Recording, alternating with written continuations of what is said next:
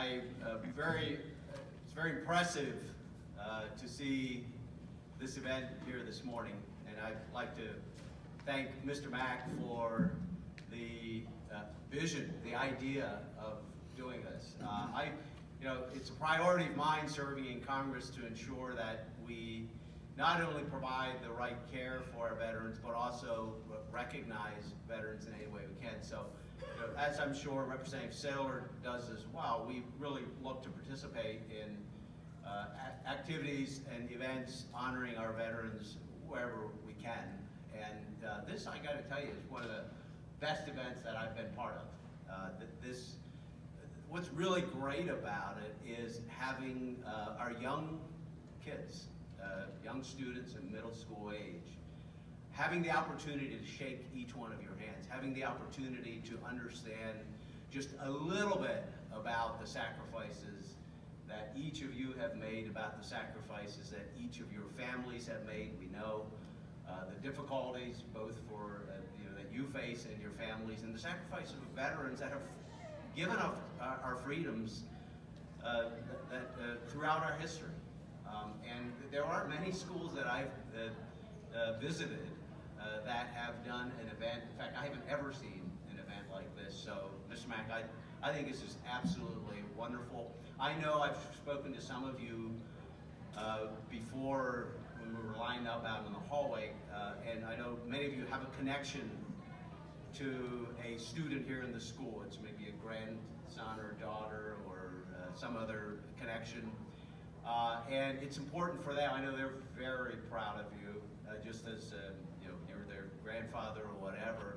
They may not know a lot about what you have done in the service, and it's important for them to make that connection, to hear your story in that way as well. And so this helps to make that connection. They understand that, and they can be very proud of their own family member and the difference that they have made. So thank you so much. I'd like to thank each of you for your service to our country, wherever that may be. We honor today the devotion and the sacrifice of all of our veterans, of each of you and your families, and we renew our commitment to you as well. It's only a small percentage of the Americans who have chosen to serve. It's a very small percentage.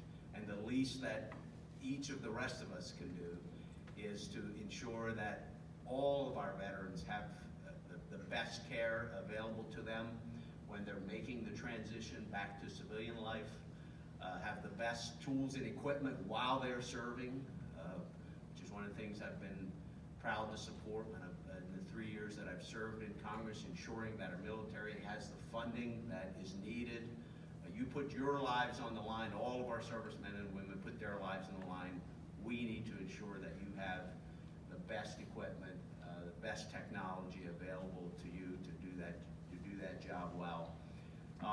Pennsylvania, our area, our community in Pennsylvania has produced some of the most courageous, some of the greatest examples of courage and bravery that the world has ever seen.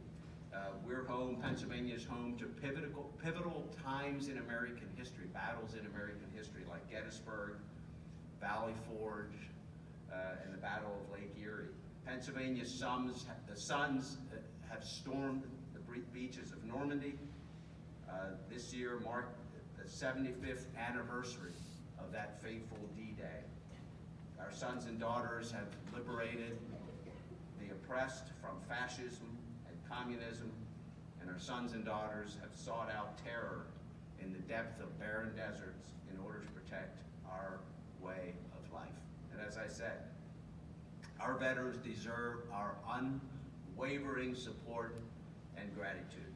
Simply put, we owe them and their families a debt of gratitude that we will never be able to fully repay. And we didn't always treat our veterans as we should have, particularly speaking of those of you who served in Vietnam. You didn't come home to parades. You didn't come home to ceremonies of honor and gratitude. And today I say to those who served in Vietnam You are heroes as well. We are proud of you, and we will always care for you. The President has declared the month of November as National Veterans and Military Families Month. This month, in which we gather as families to give thanks for our blessings bestowed by God, it's a fitting time to recognize the sacrifice that I've been mentioning.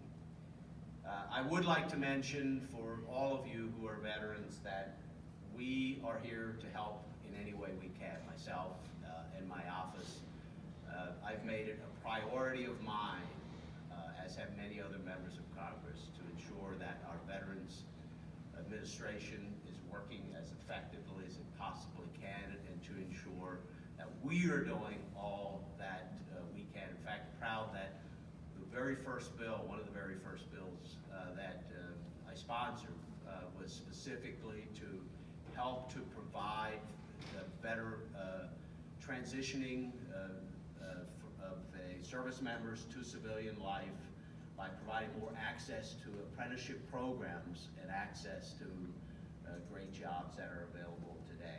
So if you are having any trouble with the Department of Veterans Affairs or any other federal agency, we ask you to please contact my office, and we'll be happy to help. It would be absolutely an honor to serve you, and it's the very least that I can do to say thank you.